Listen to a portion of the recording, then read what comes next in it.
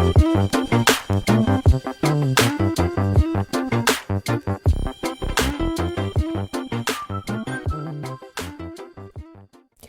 everyone, welcome to Wise-ish. I'm your host, Sister Jenna. Hopefully you've been enjoying the America Meditating Radio podcast and all the incredible guests that we have on air available. Coming up soon will be a wonderful conversation on video and on the podcast with Dr. Ibn Alexander. He spent decades working at Harvard Medical School focusing on consciousness, and he was a neurosurgeon. He had a near-death experience, and then it woke him up into a completely different person. So I think you're going to enjoy my conversation with Dr. Alexander coming up shortly. Wise-ish is something that we've been doing since the pandemic, and we have loved joining you every morning, being able to offer some tips and advice on thoughts and how to be a little bit more focused, clear,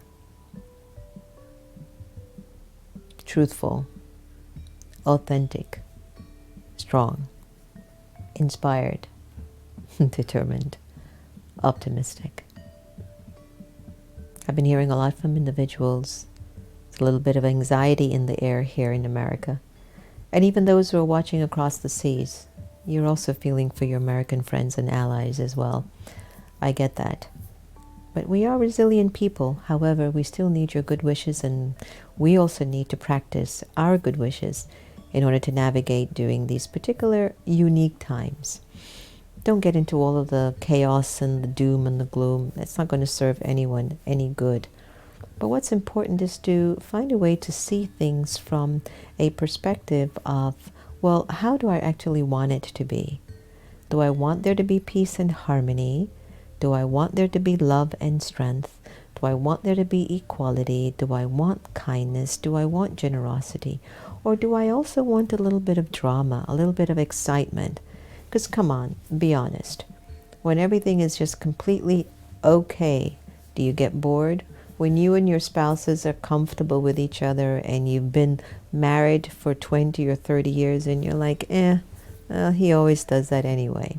Haven't you found that after some point in time you get into this comfort zone and you basically stop really making effort unless the other person sort of gets onto your last nerve or does something that kind of goes against your grain, right? You find that something in you gets triggered. So what I wanted to talk to you about today in our Wise-ish segment is to recognize the storms as a gift. The storms that come into our lives are actually bringing forth a gift for our consciousness. When something just doesn't feel right, if something has happened that wasn't right, see if you don't take your thinking somewhere else.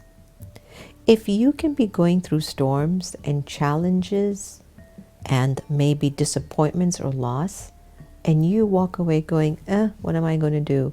What does it matter? Well, so what? So I did that. So what? I messed up. Big deal. That's a deep, deep level of denial. And that, my dear friend, is a person who is completely disconnected from themselves. And imagine when you're disconnected, it means you're not getting power from anywhere. And if you're not getting power from anywhere, how are you going to cope if things unfold in your life that are beyond your measure? So it is important that when certain situations and circumstances appear, and it feels like a storm, it's like things are just not working out, something's not right, I messed up. Why did I mess up? How do I fix this? What is it that my spirit wants me to see so that I can rise above the ashes of this particular space in my life? Then you're actually recognizing that your storm is your gift. So storms are actually a gift.